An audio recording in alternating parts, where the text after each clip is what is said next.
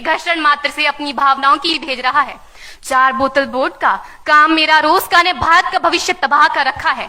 हम ना एक ऐसे समाज में जीते हैं जहां लड़कों से बात करता देख जो भाई हड़काते हैं, लड़कों से बात करता देख जो भाई हड़काते हैं, वही भाई अपनी गर्लफ्रेंड के किस्से घर में हंस हंस कर सुनाते हैं। और मैं बता दूं, महिला सुरक्षा के मामले में हम आज भी चौथे नंबर पर आते हैं। हम ना एक ऐसे समाज में जीते हैं जहां पत्थर की मूरत को लगते हैं 56 भोग और भूखे नंगे तड़पते सो जाते हैं लोग, भूखे नंगे तड़पते सो जाते हैं लोग। मजदूर को मजदूर समझिए, मजबूर नहीं। गरीब को काम दीजिए, दान नहीं। और अगर दान देने के इच्छुक हैं तो जीते जी रक्तदान दीजिए और मरने के बाद अंग दान देकर किसी मरते हुए को जीवन दान दीजिए। यही सच्ची देशभक्ति और यही सच्चा राष्ट्र प्रेम है। ना सरकार मेरी है ना रब मेरा है, ना सरकार मेरी है ना रब मेरा है, और ना ही ये बड़ा सा नाम मेरा है। बस इतनी सी बात का गुरूर है मुझे कि मैं भारत की हूं और ये भारत मेरा है और ये भारत मेरा है। परंतु एक वैचारिक बीमारी हमारे समाज में मुझे नजर आती है। कहा जाता है हम दुनिया के सबसे बड़े लोकतंत्र हैं, जहां हिंदू पैदा होते हैं, मुस्लिम, सिख और ईसाई भी पैदा होते हैं, लेकिन बदकिस्मती है अब इंसान पैदा नहीं होते। और मेरे विचारों में ना हिंदू की जरूरत है ना मुसलमान की जरूरत है। राष्ट्र निर्माण के लिए केवल अच्छे इंसान की जरूरत है, केवल अच्छे इंसान की जरूरत है। जरा सोच कर देखिए, ये पेड़ पौधे और शाखाएं भी परेशान हो जाएं अगर परिंदे भी हिंदू और मुसलमान हो जाएं।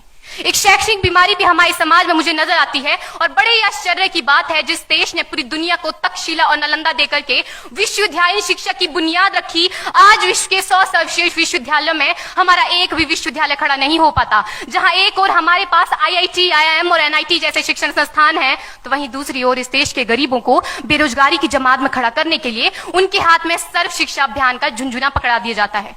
और मैं बता दूं, इस शैक्षणिक बीमारी का केवल एक कारण वो ये कि हमारे देश की शिक्षा नीति केवल 2 तरह के लोगों के लिए बनती है। पहले वो जो विद्वान हैं और दूसरे वो जो धनवान हैं।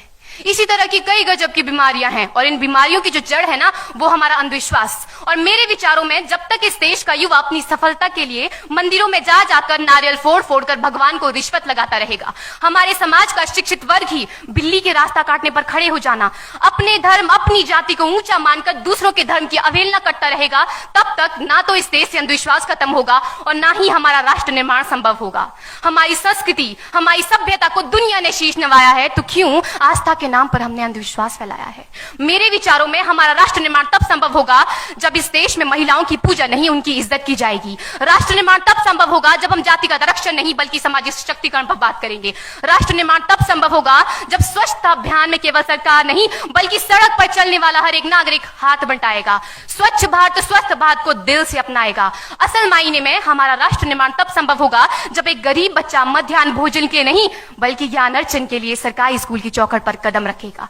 और हमारा राष्ट्र निर्माण तब तक संभव नहीं होगा जब तक एक नागरिक नैतिक रूप से सटीन, चारित्रिक रूप से भ्रष्ट, मानसिक रूप से दिवालिया, धार्मिक रूप से अंधा, राजनीतिक रूप से गंदा, स्वैच्छिक मान मूल्यों के आंकड़ों में जिन्न शिन्न पैपंदमयी अखंड भारत को खंड खंड करता रहेगा, तब तक हमारा राष्ट्र निर्माण संभव नहीं होगा।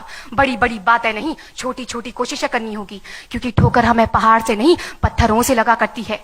I being an Indian, I being a student, I being a symbol daughter of this motherland feel proud to be an Indian। और मैं सैल्यूट करना चाहूंगी सरहद पर दिन रात हमारी रक्षा के लिए खड़े हर उस जवान को, इस देश की पुलिस, प्रशासन और किसान को, और इस देश के हर उस व्यक्ति को जो अपना काम पूरी ईमानदारी, पूरी मेहनत और पूरी लगन से करते हैं, जिनके बिना राष्ट्र निर्माण की कल्पना करना भी असंभव सा लगता है। और आज इस मंच पर पूरी जिम्मेदारी के साथ मैं भारत की बेटी ये कहती हूं कि हमारा राष्ट्र निर्माण तब संभव होगा जब हम सभी, मैं, आप, हम सब मिलकर प्रयास करेंगे, क्योंकि हमारे देश की जिम्मेदारी नहीं है हमें आगे ले जाने की, हमारी जिम्मेदारी है अपने देश को आगे ले जाने की, अपने राष्ट्र को आगे ले जाने की, अपने वतन को आगे ले जाने की।